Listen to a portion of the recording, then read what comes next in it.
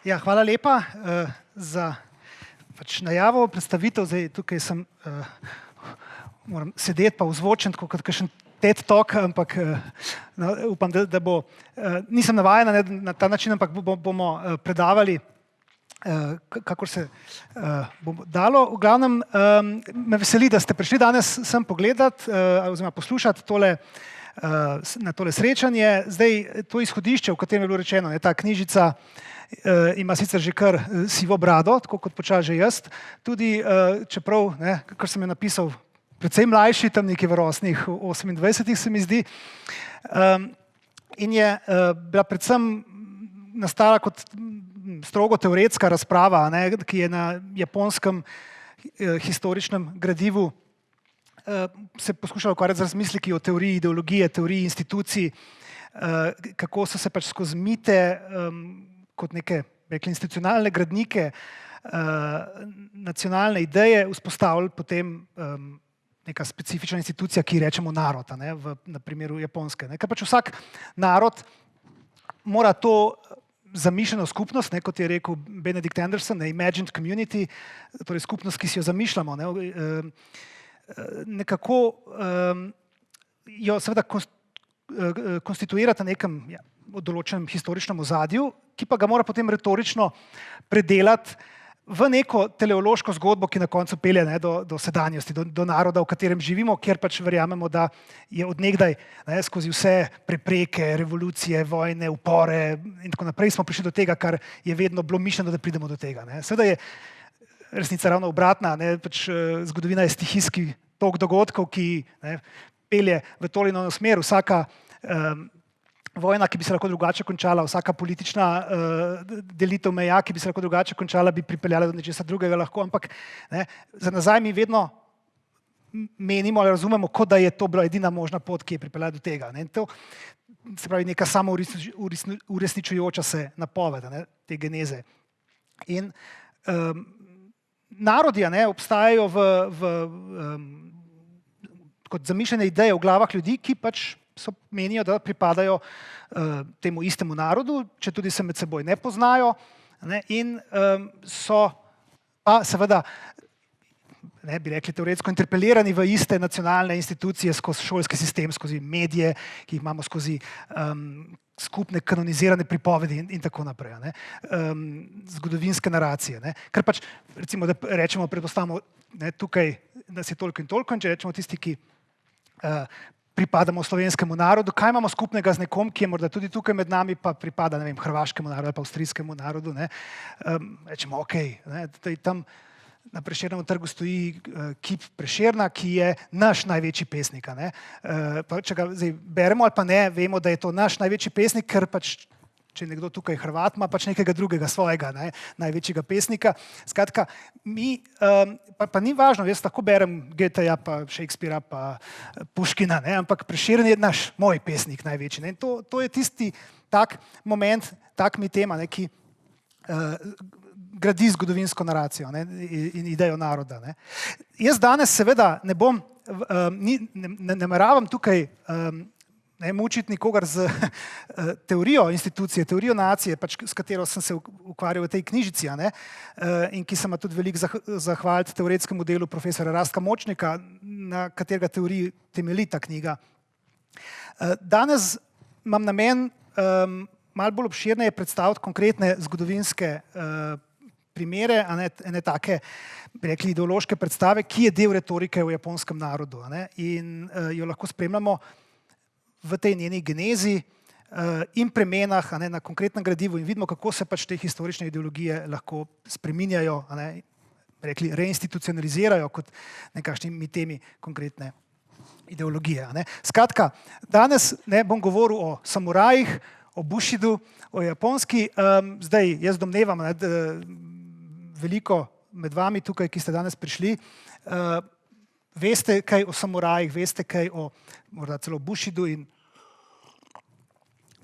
japonski, da ste prišli z nekim zanimanjem, zaradi tega sem, ampak za vsak slučaj vseeno bom začel z nekaj konteksta, se pravi malo take zgodovinskega ozadja, bi rekel, ker samurajev se seveda ponavadi drži kar nekaj predstav, zgodbe o slavnih samurajih, pa njihovih mečevalskih sposobnostih in strogi morali.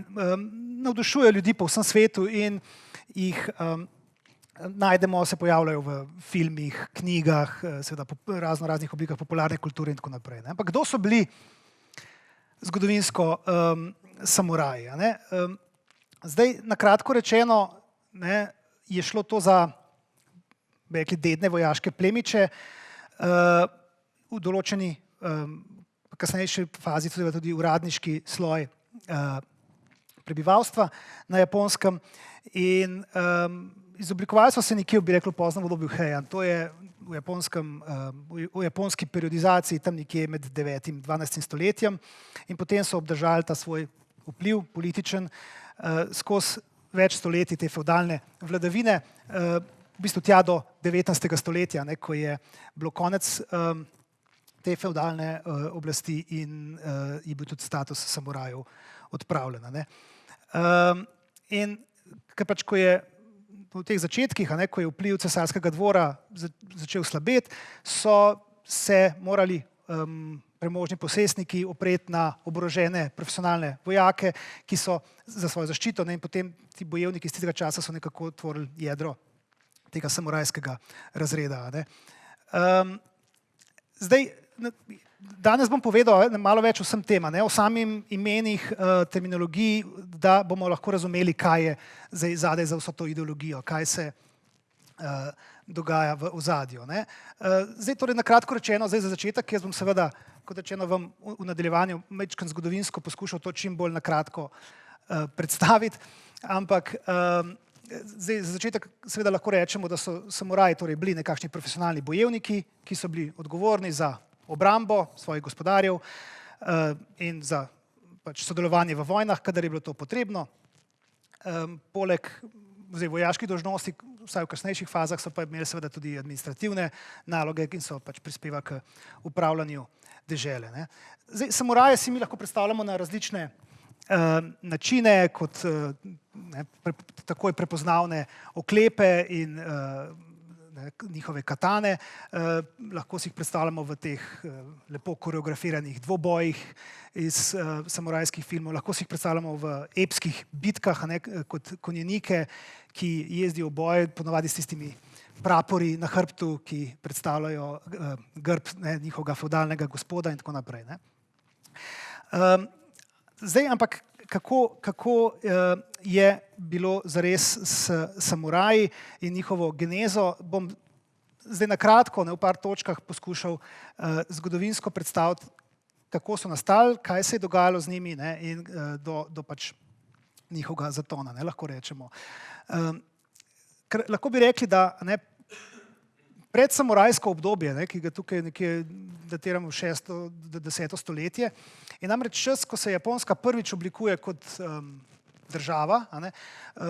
Proces od 6. nekje do 8. stoletja je proces centralizacije po vzoru kitajskega cesarstva, z prevzemanjem teh administrativnih vzorcev, ki ne bi v centru imeli dvor in cesarja, ki se je na Japonskem potem vsaj od 8. stoletja naprej imenoval Tenno ali nebeški vladar. In pred tem časom je seveda so se lokalni vojskovodji zanašali za obrambo, za potrebe obrambe na te klanske vojake. Ko pa je prišlo do centralizacije, je bil najprej ideja vzpostavitve centralne monarhije z v bistvu naborniško vojsko, kar je dejansko potem bilo tudi vzpostavljeno v 8. stoletju. Naborniška vojska, kjer so torej morali zdaj, tukaj je zdaj nominalno cesar vladal v celotni državi, vsi svobodni prebivalci so bili njegovi spodaniki, subjekti in so pač morali tudi kot eno od svojih obvez služiti moški v vojski za določen čas, predvsem kot straže v prestolnici ali pa na mejah, bi rekli, cesarstva, ker pač tukaj Japonska, kot jo poznamo danes, še ni bila v celoti pod eno oblastjo. Tukaj na severnih mejah zgoraj, pa tudi na jugu, na Kyushuju so bila še, bi rekli, nepacificirana plemena, ki niso bila še del te nove države in so se bojevala pogosto z njimi. Ampak tukaj se je izkazalo, da ta režim ni prav ustrezen. Tukaj je seveda en ključnih problemov, ko vi v prevladujoče poljedelski družbi, te fante za 2-3 leta odzamete iz kmetij, kar je bil velik problem za vzdrževanje kmetij, če so sinovi služili v vojski, hkrati pa se ta vojska ni izkazala za prav učinkovito. Skratka, v manj kot stoletju je bil ta sistem opuščen in ni bilo več naboriške vojske.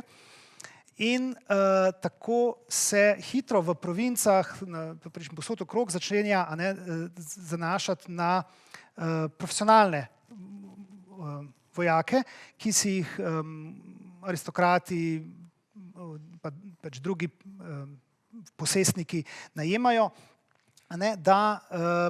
da imajo lahko svojo za zaščito, za pobiranje davkov, za vse te vojaške funkcije. In tukaj, namreč tukaj imamo tudi ta proces, v bistvu bi rekli, propadanja centralne oblasti skozi privatizacijo določenih segmentov ozemelj, aristokrati, budistični templji, ki si prisvajajo svoja ozemlja in potem tudi zahtevajo svojo lastno obrambo. Skratka, tukaj imamo en kompleksen proces, ki pa pripelje do tega, da je treba zanašati na privatne vojaške milice. In tukaj pa imamo zdaj en proces, veste, da dvor in rekli cesarska družina, če tako rečemo temu, je seveda precej zdaj velika inštitucija. Samo primer, recimo cesarji imajo lahko s svojimi konkubinami in tako naprej tudi po 30-40 otrok, tako da v pari generacijah je tako imenovana kraljeva družina lahko na tisoče ljudi, ki jih pač ne more kraljeva družina vzdrževati kot take in se potem začnejo sprejemati določeni ukrepi, kjer pač od nekega ranga dol pač dobijo naziv, priimek, s tem so izločeni iz cesarske družine. In podobno kot v Evropi v takem času plemičem, ki nimajo možnosti v neposrednem dedovanju in tako naprej, ne ostane kaj dosti drugega kot ali duhovščina ali pa boj. In tukaj so začetki potem teh aristokratskih samurajskih družin, kot so Minamoto, kot so Taira, ki so postanejo jedro bojevniških skupin, ki jih potem dvor, kot rečeno, uporablja za svoje potrebe ali varovanja, ali zatiranje uporov, ali pač vojskovanja.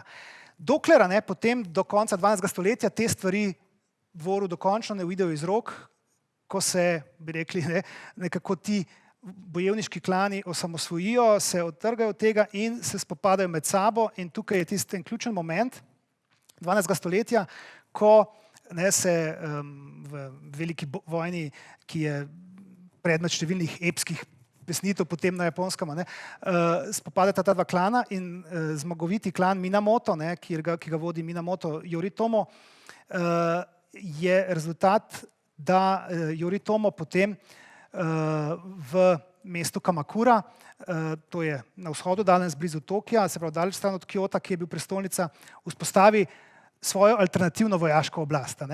In to, kar potem rečemo zdaj za nazaj temu šogunata. Namreč Yoritomo si da od cesarja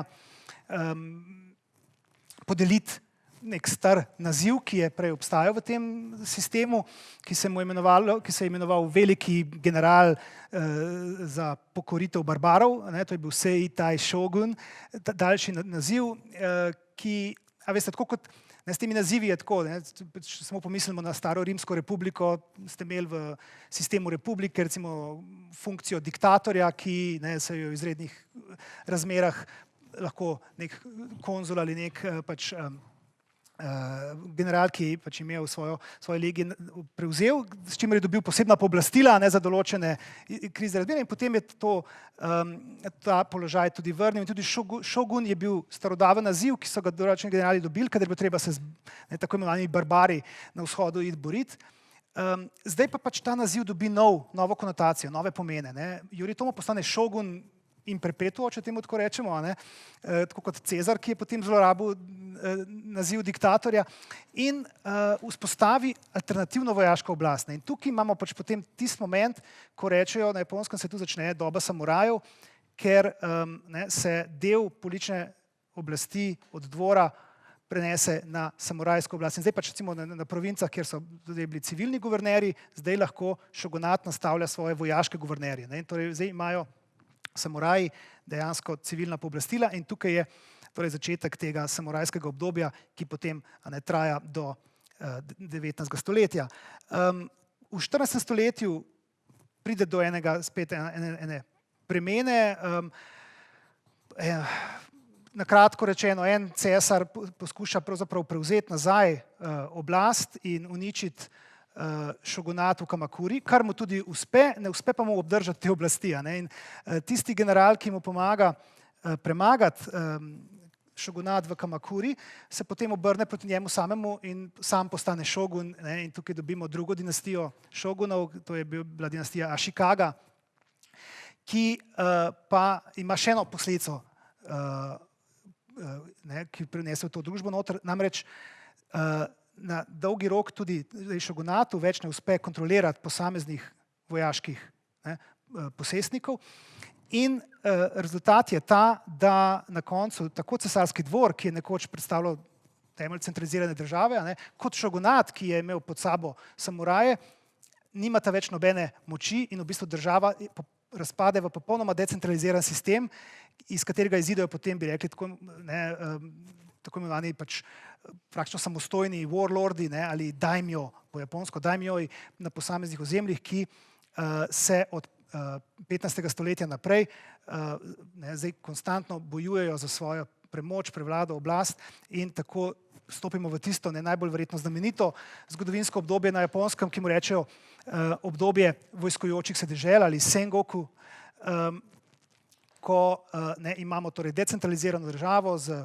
posameznimi daimyoji, ki so vladari, kralji na svojih ozemljih, ampak seveda njihov položaj je tudi toliko prekaren, da če jih kdo močnejši zruši ali pa celo če jih kdo notranji izda, tukaj je bilo torej, kot rečeno, je prevladovalo izdajstvo, zahrbtnost, pač nihče ni bil varen na svoji poziciji, špioni, ves čas si se moral obdajati z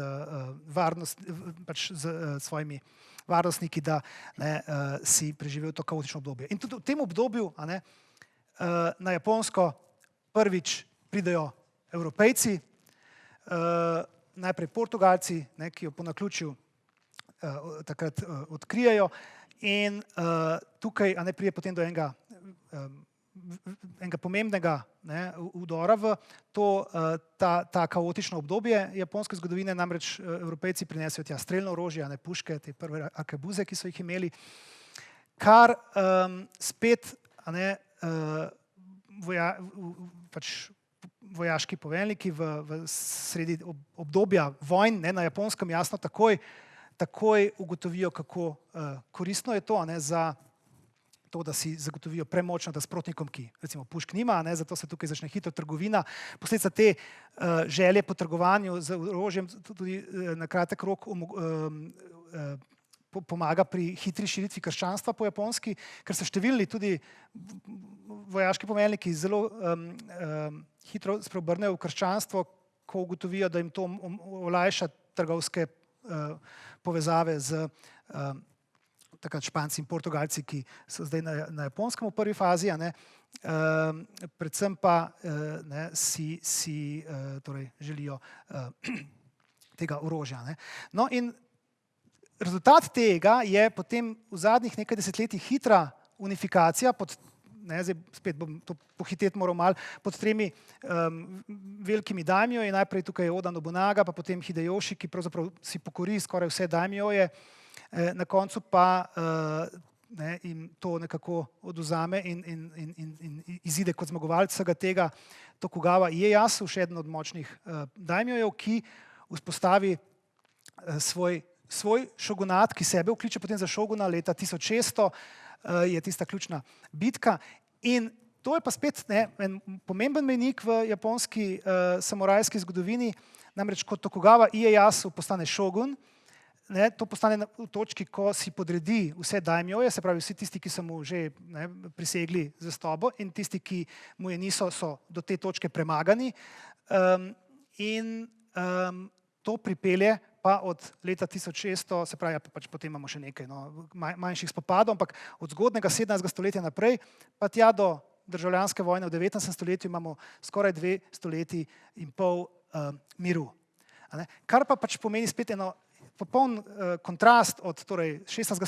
stoletja konstantne vojne v 17., 18. in zgodne 19.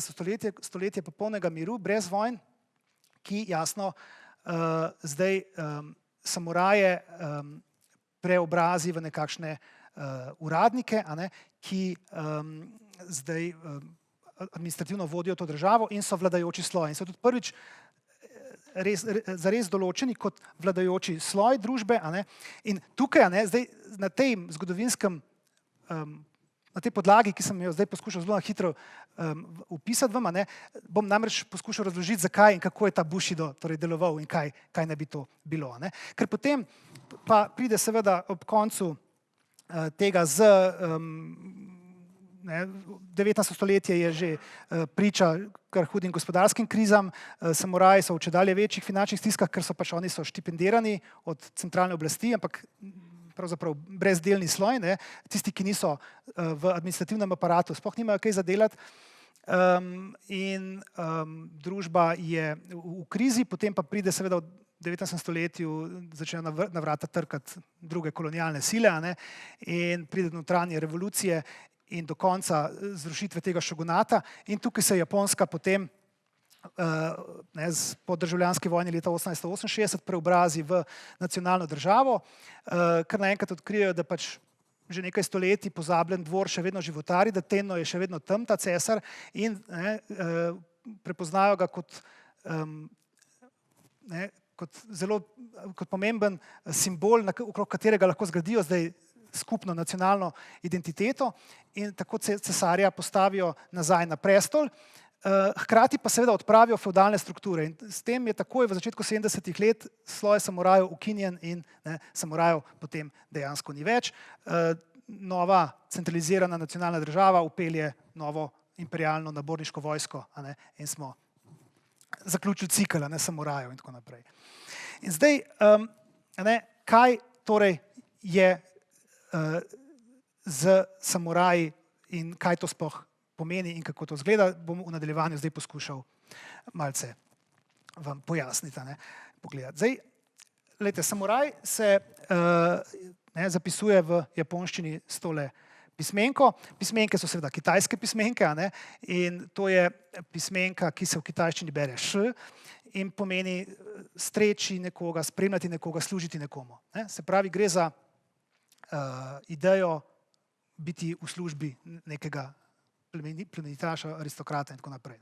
V japonščini se je ta pismenka brala potem z njihovim glagolom, ki je tukaj, imate nekakšno fonološko rekonstrukcijo, kako se zgodovinsko ne bi se fonološko spreminjala.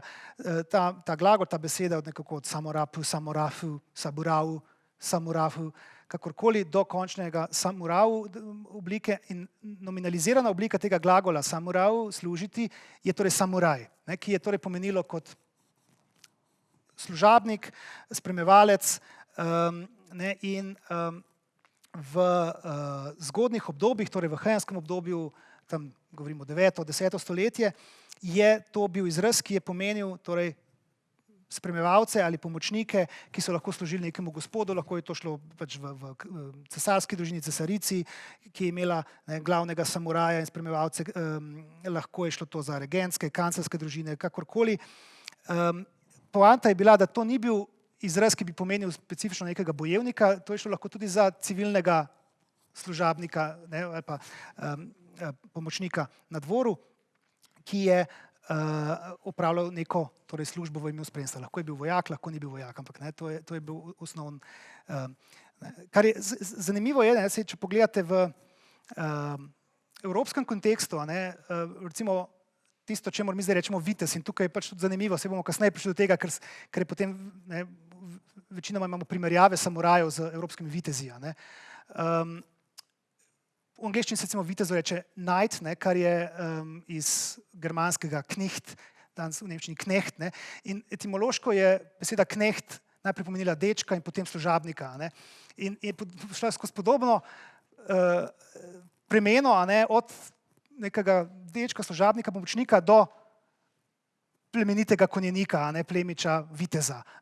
In enako je torej samuraj historično od pač pomočnika, strežnika, spremljevalca prišel do tega, da je pomenil izključno bojevnika. Ni pa seveda to bil edini izraz. Namreč ob tem, že iz tistih zgodnjih časov, se je ljudem, ki pa so bili bojevniki specifično, pa reklo buši. In tukaj pa vidimo že, da imamo že začetek tistega, kar tudi o čemer govorimo, kaj je zdaj ta bushido. Namreč to je, tukaj vidite beseda, ki je sestavljena iz teh treh pismenk. Prvi dve pismenki, bu, ši, prva pismenka dejansko pomeni boj, bojevanje, vojna. Ši je tudi pismenka kitajska, ki lahko pomeni gospoda, viteza, uradnika, pač neko plemenito osebo, recimo. Zadnja pismenka pa je tukaj, in buši je bil torej izraz potem za japonske, za bojevnike, ki so se imenovali buši. In zdaj, mislim, da ste lahko razumeli, pač potem sta se zgodovinsko vsaj nekje do potem obdobja Edov že gotovo, ali pa še malo prej, samuraj in buši zlila kot sinonima, in to sta potem postala dve možne načina, kako so se imenovali sami sebe, ali mi smo samuraji ali pa smo buši. Zdaj, bushido je pa, torej, pismenka do pomeni pač pot. To je tisto, kar je iz kitajskega daoizma, ta koncept poti, neke filozofske ideje, ta this is the way, bi rekel Mandalorian. In ta way, ta pot dobesedno pomeni pot bojevnika, pot samuraja, potem bushido. Ampak seveda, kot bomo mi danes videli, je ta pot samuraja ali ta bushido, že sama beseda, nekaj, kar je bilo izjemno redko, in v bistvu ta beseda svoje življenje, svoj razcvet doživi zares šele v 20. stoletju. In to je tisto ključno, kar bi vam zdaj potem pokazal pri celotni razpravi te geneze. Ker pač ena ključnih fascinacij se zdi okrog samurajev je pač se dotika te njihove domnevne etike, samurajske etike, tega kodeksa, tako imenovanega pač nekakšne asketske, moralno superiorne drže načina življenja, te njihovega čaščenja tega svojega meča, katane. Se pravi, nekakšna ta ideja teh, kot bi bili Jedi v Star Wars, seveda, pri čemer je geneza ravno obratno, kajti pač ideja za Star Wars je prav prišla iz samurajev ven, ampak kaj je zdaj ta kodeks samuraja? Tukaj, še enkrat, tukaj to se lahko sestavlja v številnih kontekstih, torej buši je bil izraz za bojevnike ves ta čas v zgodovini, potem pa se zgodovinsko večkrat pojavlja tudi izraz samo budo, kot zdaj lahko že sami razberete, pač bojevniška pot, recimo, ali pa samo šido tudi, se pojavi ta izraz, ki je spet, ga dojemajo zdaj za nazaj kot neke vrste sinonim, ali pa varianto tega, in pa seveda potem bushido. In zdaj, kaj je bushido in kako? Zdaj bi rad malo več o tem povedal.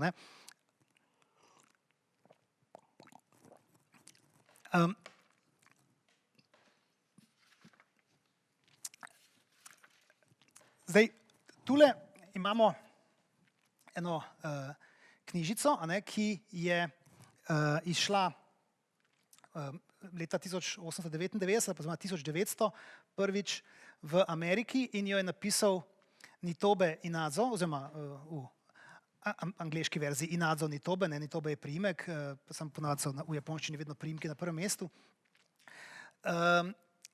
in je v bistvu, bi rekel, knjižica, ki je spustila duha Bushida iz stekleničke, ne, in od takrat naprej se pač pogovarjamo o tem na način, na kakršnega se pogovarjamo. Zdaj, mi imamo to knjižico tudi v slovenščini, Bushido kodeks samuraja. Še enkrat pa je treba poudariti, da ta knjižica je, tukaj gor imate originalno izdajo. Ta knjižica je bila napisana v angleščini, to je njena originalna naslovnica. Nitobe Inazo je takrat je živel v Ameriki, pisal je v angleščini. Bil je potomec samurajske družine, ampak bil je kristjan in njegova izobrazba je bila v glavnem v zahodnem kanonu, v zahodni tradiciji. In on začne to svojo knjižico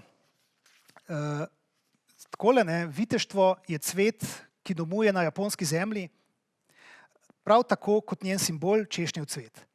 Pa tudi posušen primerek v herbariju naše zgodovine ni. Še vedno je med nami v svoji moči in lepoti in če tudi ne zavzema vidne oblike, vseeno daje okus našemu moralnemu ozračju in nam daje vedeti, da smo še vedno pod njegovim močnim vplivom. In zdaj, kaj je zanimivo pri vsem tem najbolj? Mislim, več stvari je zanimivih in bom poskušal čim bolj jasno predstaviti, ampak knjižica je seveda še danes zunaj Japonske ostaja eden najbolj priljubljenih virov o tem japonskem viteštvu.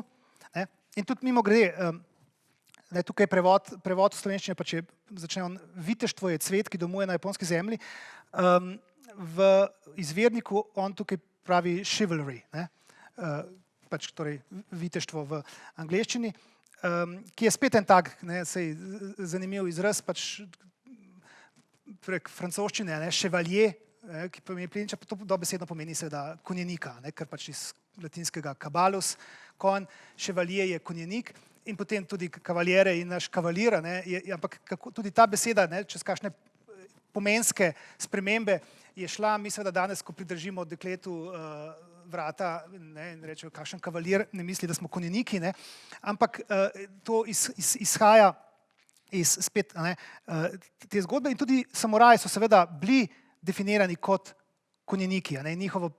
Njihova primarna definicija je bilo seveda konjeništvo in pač lok in puščica. Tudi to je tisti moment, ko potem odkot pride ta katana v igro, ki je bil vedno sekundarno orožje v kontekstu spopadov, kjer so pač najprej bili lok kot glavno orožje samuraja, pa potem seveda sulice kot pač bolj uspešne, seveda v skrajni fazi pa pač potem še meče. Ampak to ima spet zgodovinske potem razloge v času, ko ni bojev in ne nosite več sabo ne loka, ne puške, ampak samo še meč za pasom kot simbol. V glavnem, tisto, kar pravim, je, da zdaj, če pomislimo tudi na romantizirano podobo evropskih srednjeveških vitezov, ki spet, mi že lahko od 17. stoletja naprej, od zgodnega 17. stoletja naprej, ko Cervantes piše Don Quixota, vidimo to ironizacijo viteštva. In prav tako tudi zdaj v japonskem kontekstu, v tem času, ko se začne pisati o Bushidu, ko Nitobe piše o Bushidu, moramo vedeti, da je tukaj že približno 30 let ni bilo več nikjer nobenega samuraja. Samuraji, kot rečeno, so bili v 70-ih letih odpravljeni. In zdaj tukaj se znajdemo v zgodnjem 20. stoletju in Nitobe piše o Bushidu. In kaj je tukaj zanimivo, mislim, k temu se bom takoj še vrnil, ampak morda rečemo tole, zdaj, glejte, rekel sem prej, od 17. stoletja naprej imamo na Japonskem, torej po prejšnjem stoletju vojn, kar naenkrat mir. Dolgotrajno obdobje miru, ko se vloga japonskih samurajev spremeni in zdaj se začne iskanje nekega novega smisla. Kaj mi kot naša vsa identiteta je bojevniki, ampak živimo v času, ko bojev ni. In tukaj se začnejo že takrat pojavljati romantizirane podobe o njihovem življenju, o junaštvih, o domnevnih nravstvenih potezah in tako naprej.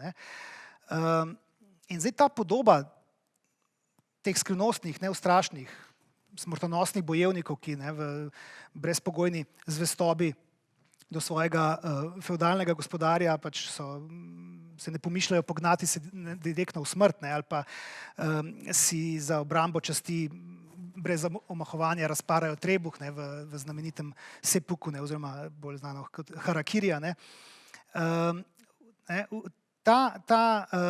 Ali pa tudi to, da je ta njihova bojna spretnost morda še bolj kot na fizični sili temeljila na specifičnem obvladovanju duha in misli, je danes seveda nadvse privlačna. In danes vidimo v sodobnih družbah, kjer bi lahko rekli, da je liberalni trg postal novo bojišče, kjer se podjetniki, menedžeri, borzni posredniki, investitorji in tako naprej spopadajo na trgu za to, kdo bo uspešnejši, kdo bo preživel in kdo ne bo.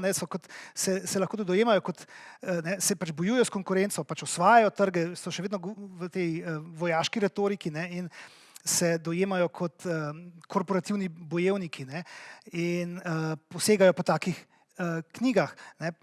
Po drugi strani pa tudi tisti, ki se pravzaprav nasprotno želijo pobegati iz tega potrošniškega načina sodobnega liberalnega kapitalizma v duhovne sfere, tudi posegajo po domnevno vzhodnjaških modrostih, se navdušujejo nad vrednotami, ki jih je Nitobe prepoznal v Bushidu. In kar je najbolj zanimivo, Nitobe v tej knjižici, ko opisuje potem, kaj Bushido je, piše,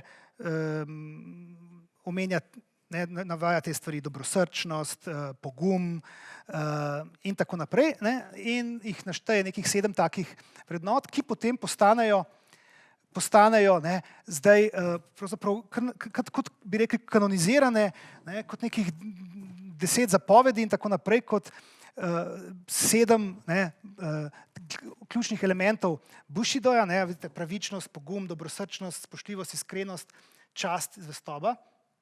In potem, ko sem malo šel pogooglati za kakšne fotografije, če to malo poiščete, Bushido in tako naprej, dobite, tole sem samo en primer dal gor, desetine teh sličic, katerih specifika ključna je ta, da so večinoma pismenke ali narobe napisane. Tukaj imamo že pri prvi tale G je pač narobe napisano, ima napako, tamle pri časti, mejo, tale, ki je ta dizajn delal, tudi ni vedel, da sta tisto 2 pismenki, ena na drugo in bi mogli biti tudi enako veliki, ker pač je z 2 besedama zapisana, pri Makoto je napačna pismenka in tam ču je spet narisano, kot da je ena pismenka, pa sta v bistvu 2, zgor vidite ena pa druga, ker piše ču gi, s tem istim gi, ki je obakrat narobe napisan, in zato, ker se pač dejansko lahko ta zvestoba reče po japonsko ču gi, ampak nekdo je napisal ču. Skratka, jaz sem tole pač pogooglal in tukaj dobim na desetine enakih zadev, pa vse so narobe in tako naprej. Ker je poanta v tem, tega nikoli ne pišejo Japonci, ali pa sploh nekdo, ki bi znal pismenke. To si pač pišejo ljudje, in potem vidite teh 7 pismenk, včasih zrcalno narobe tatoviranih, ki si jih ljudje dajo gor, pač ker so fascinirani z to idejo, Bushido, to je neka skrivnostna samurajska etika, to je nekaj starodavnega, to je nekaj modrega, tukaj je teh 7, ampak še enkrat, teh 7 idej so poglavja iz ene knjižice iz 1900, ki je v bistvu postavlja neke kanonične ideje, ki pa zares niso imele kaj dosti s tem.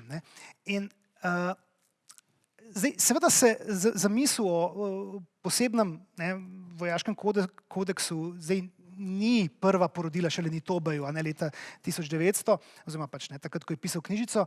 Ta razmišljanja sedaj imajo daljšo zgodovino, kot sem že prej rekel, zato ker tukaj imamo mi predhodno obdobje 250 let samurajske vladavine v miru. In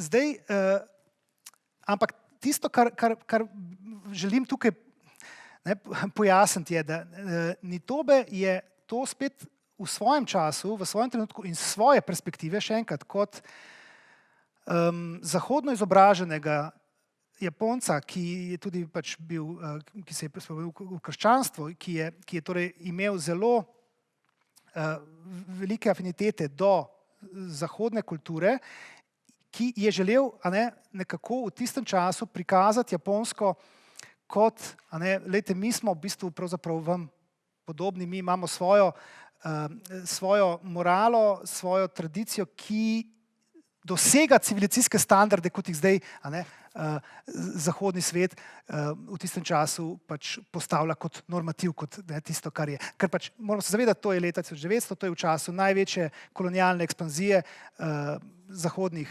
velesil in te zahodne velesile so krščanske velesile in takrat pač torej velja, da je zahodna krščanska civilizacija seveda superiorna in da je težko najti na svetu druge družbe, kulture, civilizacije, ki bi lahko stopile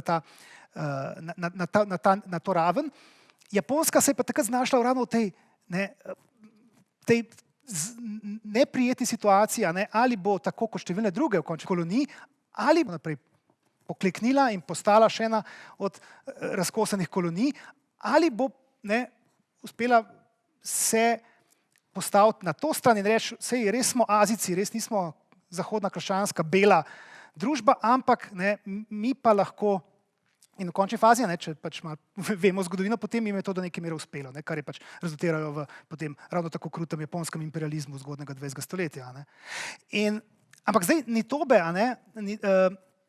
poskuša torej pokazati, da je on poskuša samurajskemu sloju pripisati vrline evropskega viteštva. Zato govori o viteštvu, o chivalry, kot o samurajih in tako naprej.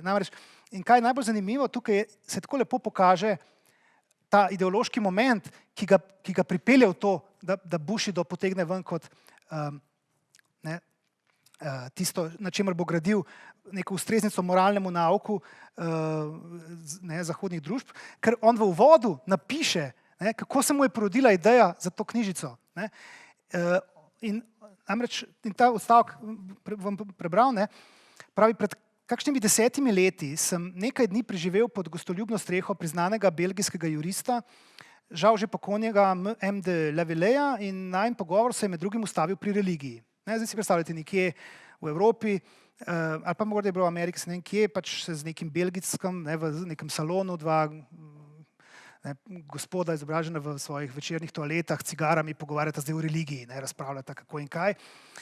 In pravi Nitobe, hočete reči, me je vprašal častitljivi profesor, da v vaših šolah nimate verskega pouka?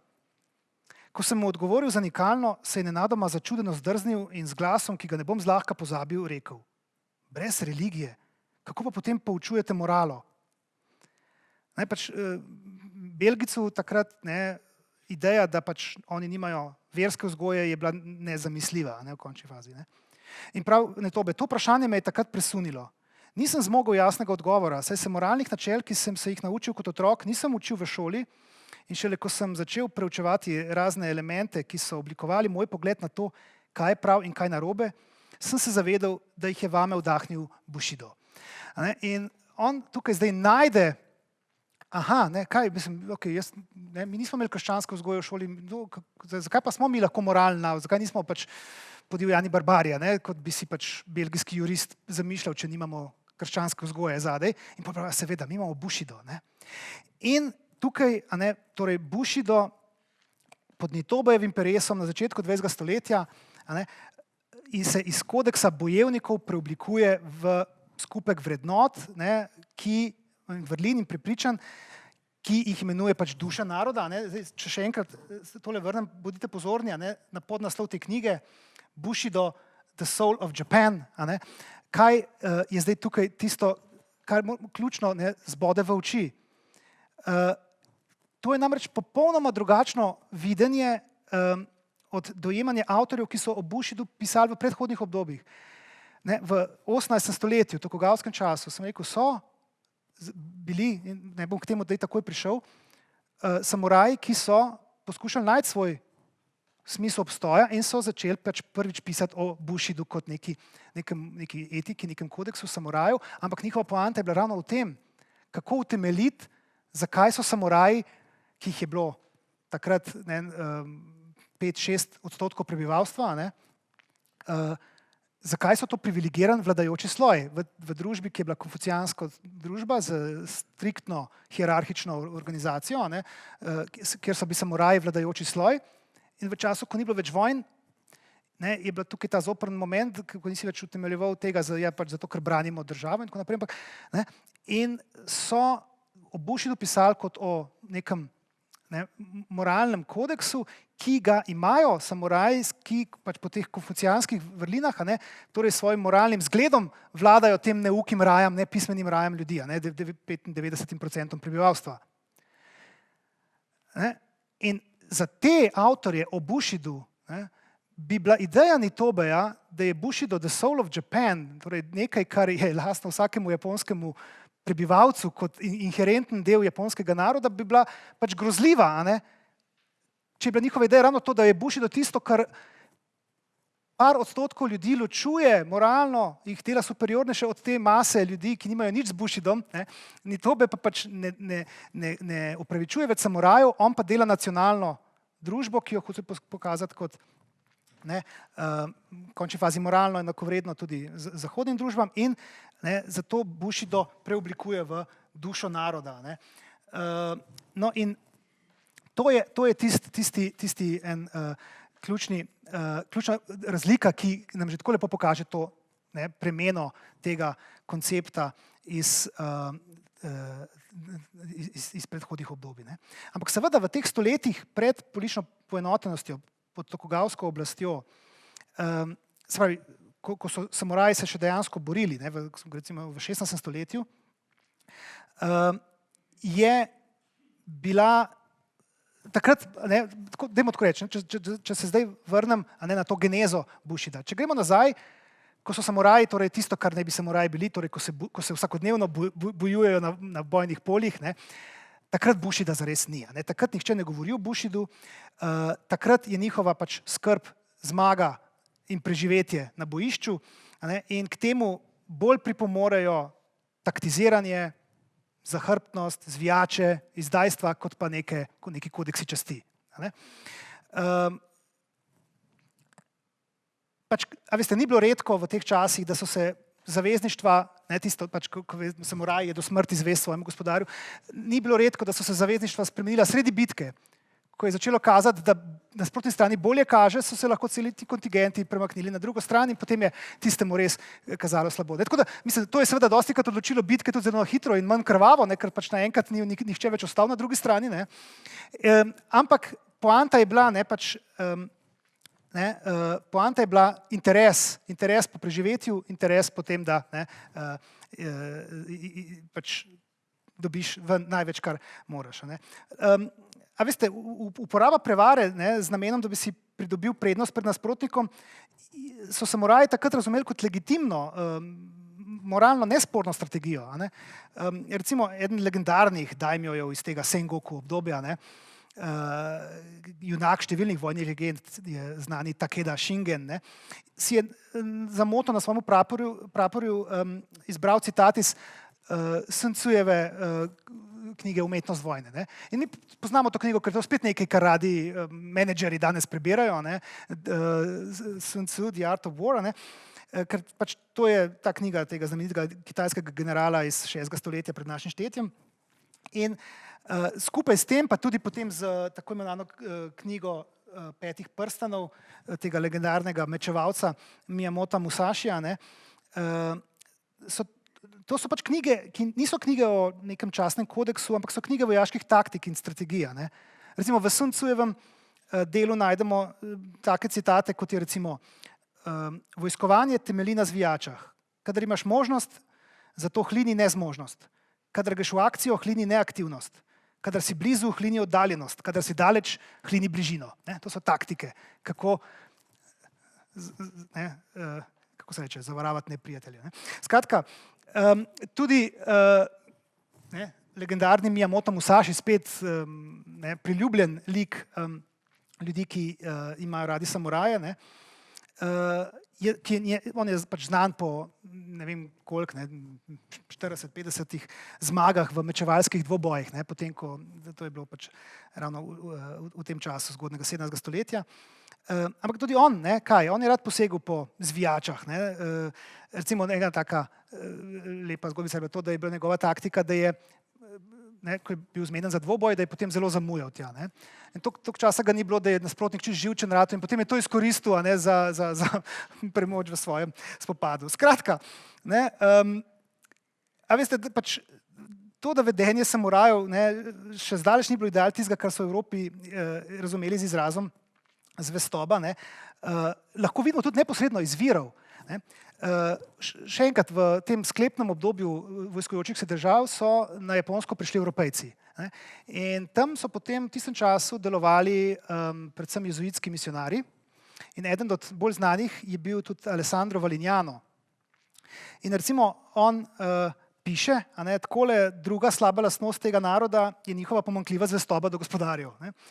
Uprejo se jim, kadarkoli dobijo priložnost, se spajdašijo z njihovimi sovražniki ali pa se polastijo njihovega položaja. Kar je bila pač praksa v Sengoku, v tem obdobju. Na to se spet obrnejo in se razglasijo za prijatelje, le da bi se ponovno uprli, ko se ponudi nova priložnost. Pri vsem tem niti malo ne trpi njihova čast.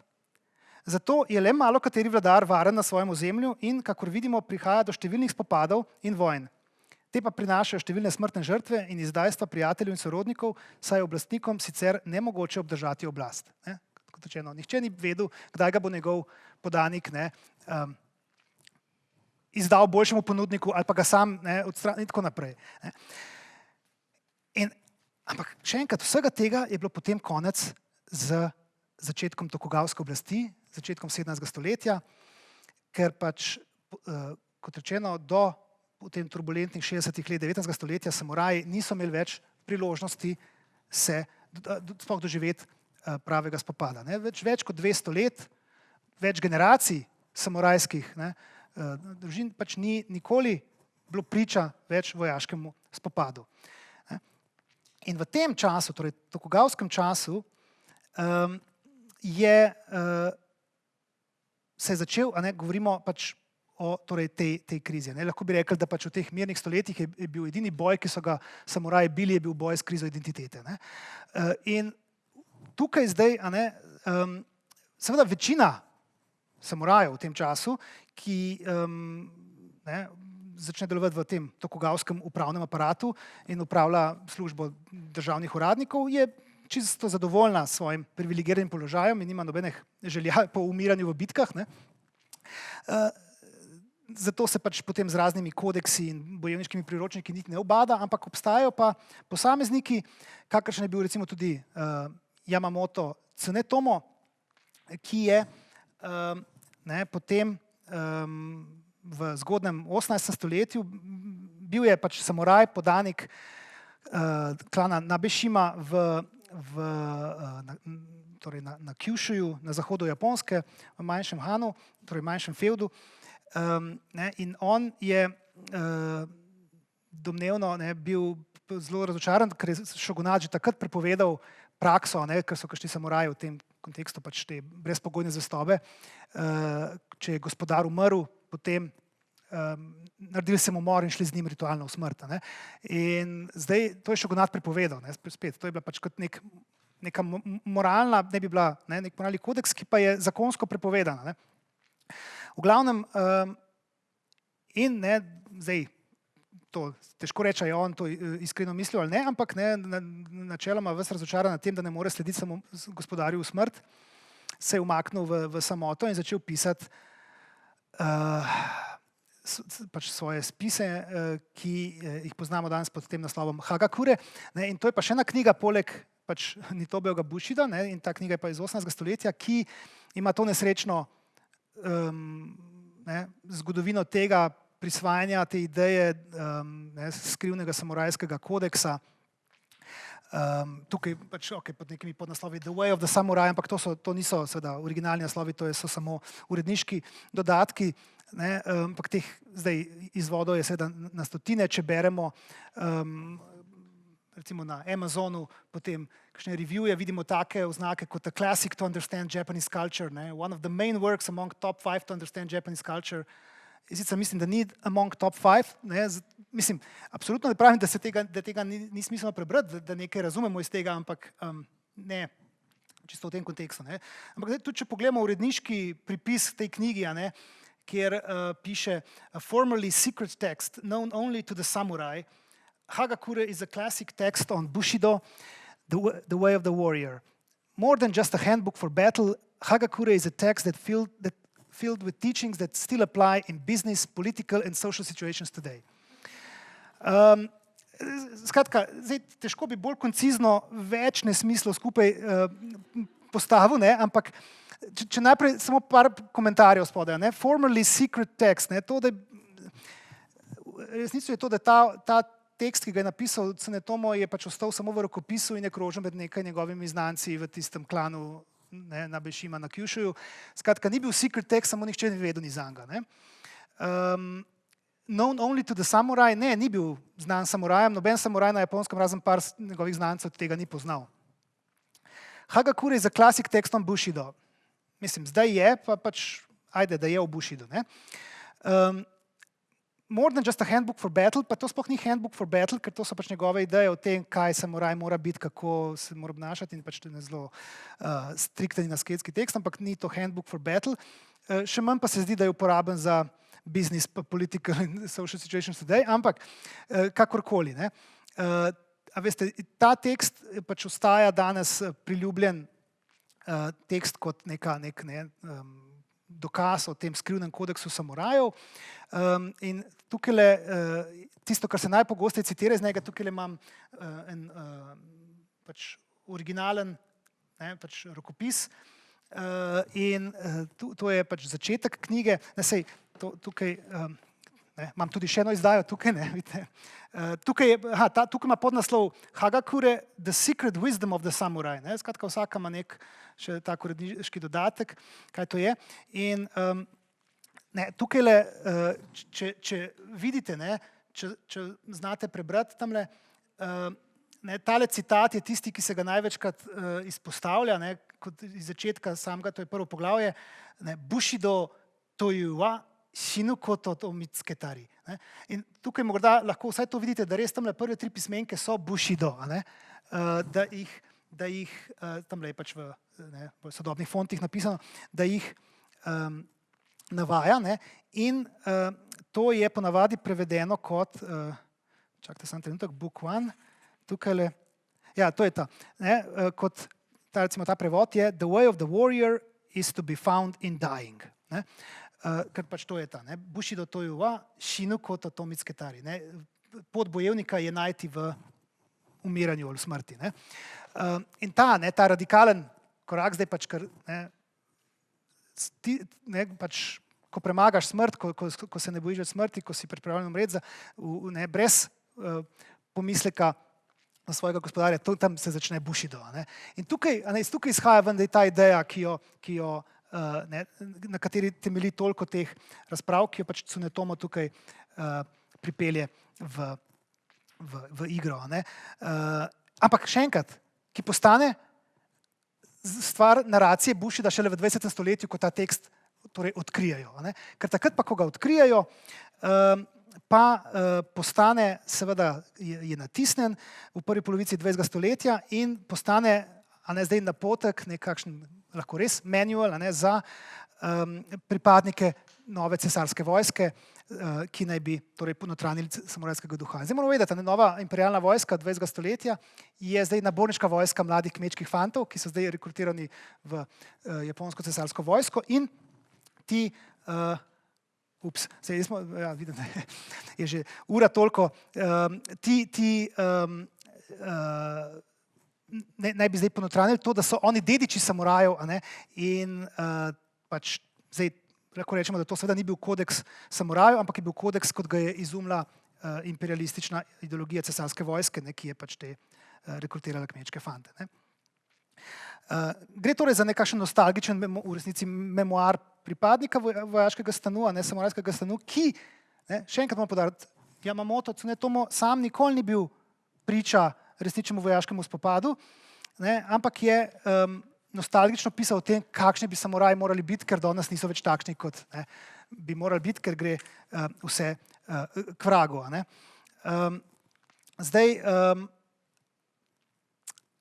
ne vem, koliko se vam še ljubi, ne, da pridem še malo naprej. Mislim, sej, tudi če komu kam odin gre, to lahko tudi seveda odide, ampak mogoče bi še par stvari imam, a ne, da tukaj to speljemo skozi, ampak bom tule malce vseeno hitreje šel čez.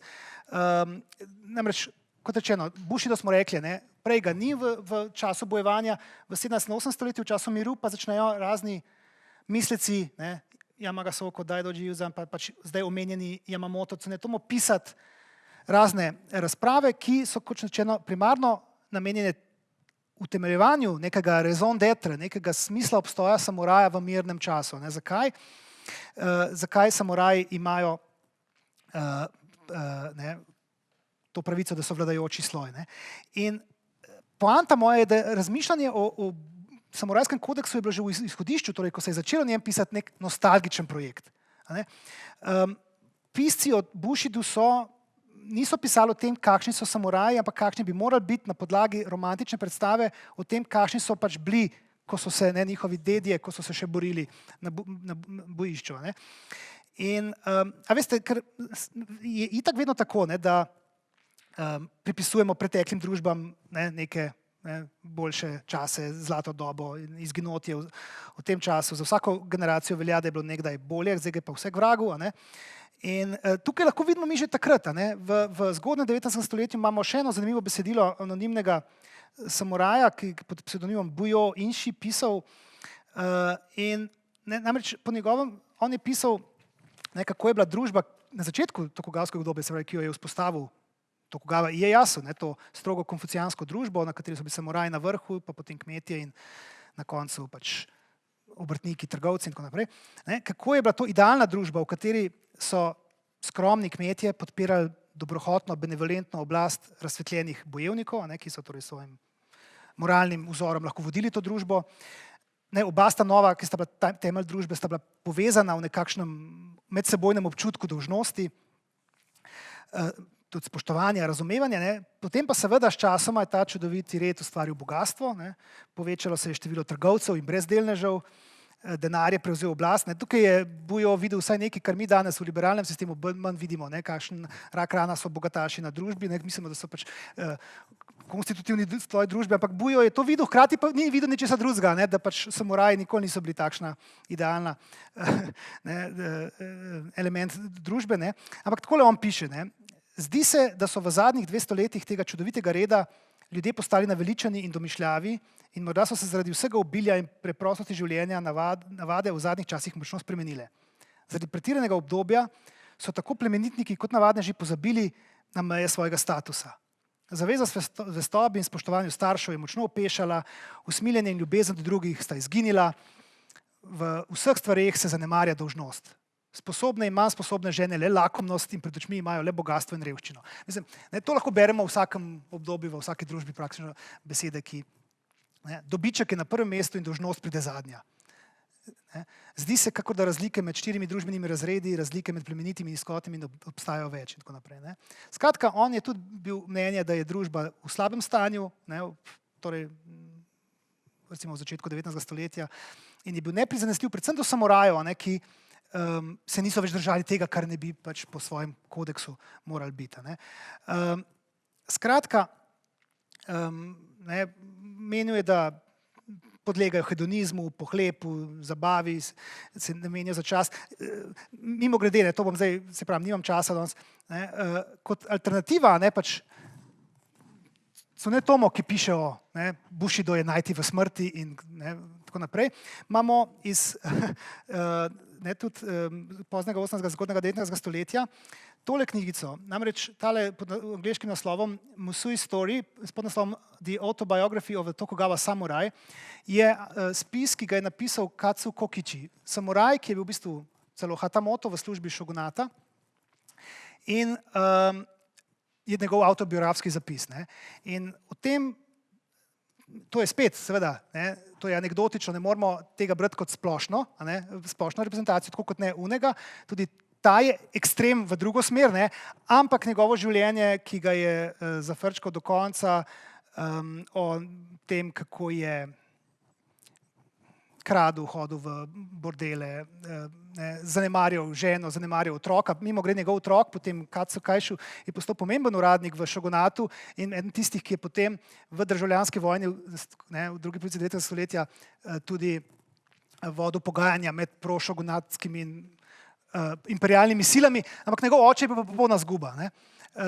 Zapit in popolnoma obubožan samuraj, ki je zafrčkal vse, kar je imel, ostalo je pa ukradel. Skratka, je tudi zanimivo brati ta pogled tega, kakšno je življenje realnega samuraja v tistem času. Skratka, torej, lejte, zdaj, če pač tole bom nekaj preskočil še.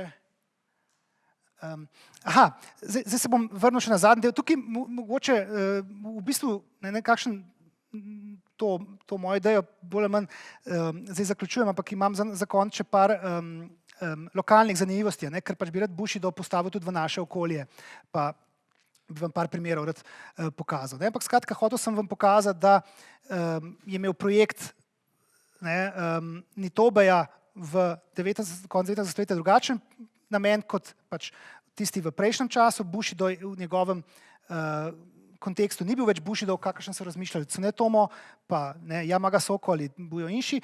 Njegov Bushido še enkrat je bil, ni bil več samo kodeks samurajev, ampak je postala duša Japonske, smo rekel. In ta Nitobejeva interpretacija je bila zelo hitro univerzalno sprejeta. Zunaj Japonske, mimo grede, manj pa potem na sami Japonski, ampak spet tukaj bomo videli, namreč takrat se pa na Japonskem že začne tudi ena veja nekega ultranacionalizma, ki pa pripelje do tega, da jim Nitobejev projekt, ker kaže, da je Bushido pravzaprav neka ustreznica zahodnjaškemu viteštvu in tako naprej, ni več ugajala in so ga kritizirali doma in so rekli, ne, Bushido je pravzaprav izkaz naše unikatnosti, mi nismo samo podobni zahodnjakom, mi smo boljši, mi smo božja dežela, veste, pa je šlo to v tiste ultranacionalistične ideje. Skratka, Bushido je bil nekaj, kar je bilo mogoče zgnesti za kakršnokoli ideološko potrebo ste hoteli. To je bila v bistvu moja glavna poanta. Zdaj, tukaj pa vidimo še tole, kar sem hotel reči, ta knjižica je potem išla torej leta 1900.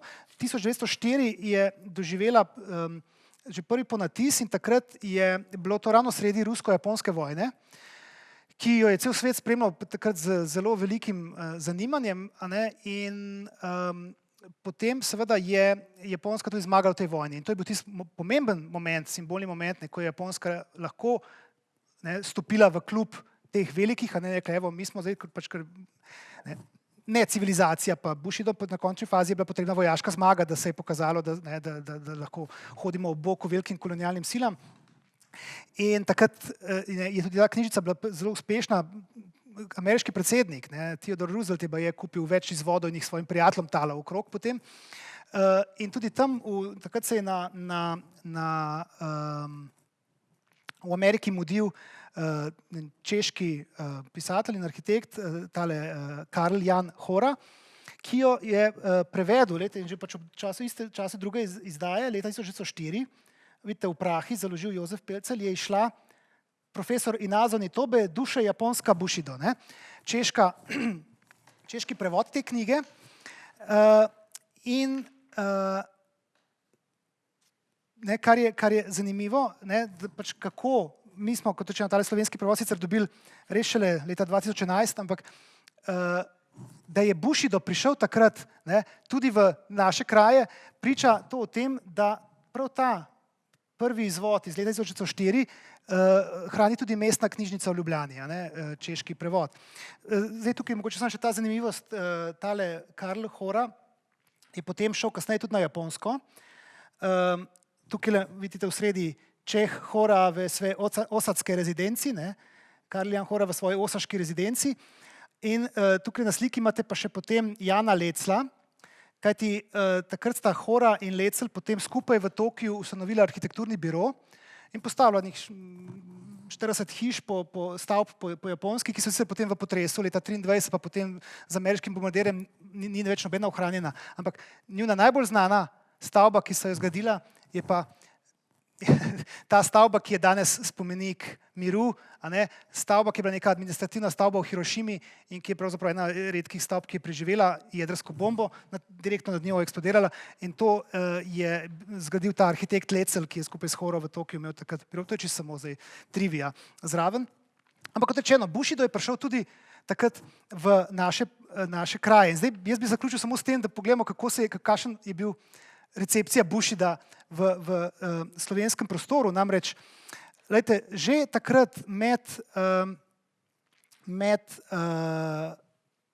rusko-japonsko vojno, vidite tukaj, da je tole edinost, glasilo političnega društva Edino za Primorsko, 1. decembra 2004, sredi rusko-japonske vojne, kjer so seveda slovenski mediji spremljali to z jasnimi simpatijami na strani Rusije in so bili besedila v japonski pač temu primerno obarvana.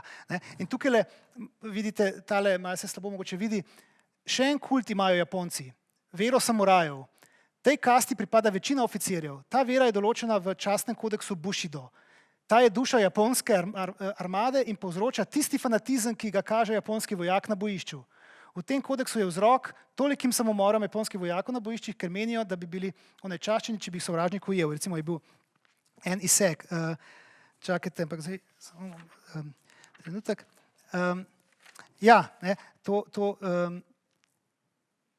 Tole.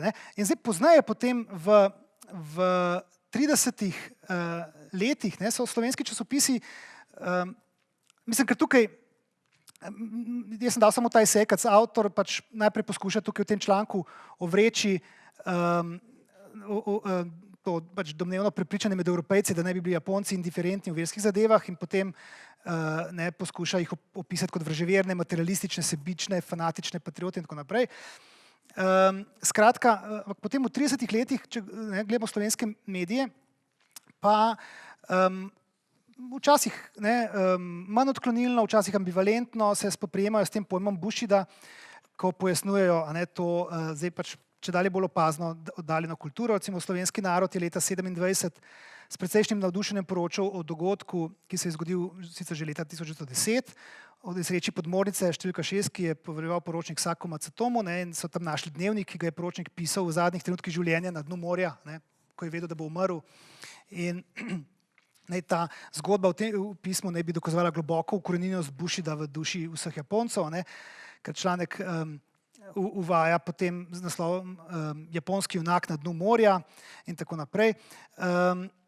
Recimo imamo tudi leta 30 časopis Slovenec objavi članek z naslovom Harakiri, ki poskuša bolj ali manj nevtralno pojasniti samurajski ritualni samomor, pa razlaga, da pač Japonski se je pregrešil brez obotavljanja, žrtvuje svoje življenje, da si reši čast, kar spet pripisuje moči bushidovskega nauka. Tukaj imamo še en članek iz enega knjižice, ki so neko gledališko predstavo postavljali, pa piše Bushido. Ta beseda ima na japonskem poseben, tajinstven, skoraj demoničen, veličasten zvok, kakršnega mi v Evropi skoraj da več ne razumemo. Ta beseda in njena vsebina v japonskem pomenu pomenovanju gre preko naših civiliziranih možganov in preko naših belokožnih moči. Bushido, domovinska ljubezen in tako naprej, razpravlja.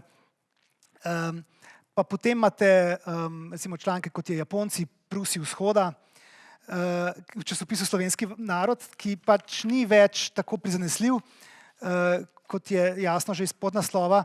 Japonci se smatrajo za najboljše ljudi na svetu in hoče podjarmiti vse narode. Ja, zdaj tukaj nisem mogel odrezati, ampak tukaj je pol še članek, koliko časa sme govoriti tašča. To je čisto druga zgodba. V Budimpešti se je vršila pred nekaj dnevi zanimiva razprava, ki utegne zanimati mlade zakonce. Nedavno se je namreč v madžarski prestolnici poročil mlad par, še pred poroko je bilo sklenjeno, da bo nevestina mati stanovala pri zakoncih. Kmalu po poroki pa je bil ogenj v strehi. Mladi mož je namreč uvidel, da s taščo ni mogoče shajati. Neprestano je sukala jezik na poti, je bila vsaka stvar v hiši, tako naprej. Skratka, to so potem tudi drugačne težave še, ampak zdaj v tem bi imel pa kakšno ločeno predavanje. Skratka, lejte, ne, in tule še mogoče še zadnji primer. Mislim, da je bilo samo nekaj mesecev pred izbruhom vojne s Kitajsko, potem po tem incidentu na mostu Marko Polo, je februarja 1937 v Slovenskem narodu bil objavljen članek z naslovom Bushido, japonska vera vojne, ne, ki je bil spet še bolj, ker tukaj se je začela zdaj že pač ta kitajsko-japonska vojna, ne, in je bil še bolj neprizanesljiv do japonskega imperializma, ki ga je pripisoval prav Bushido.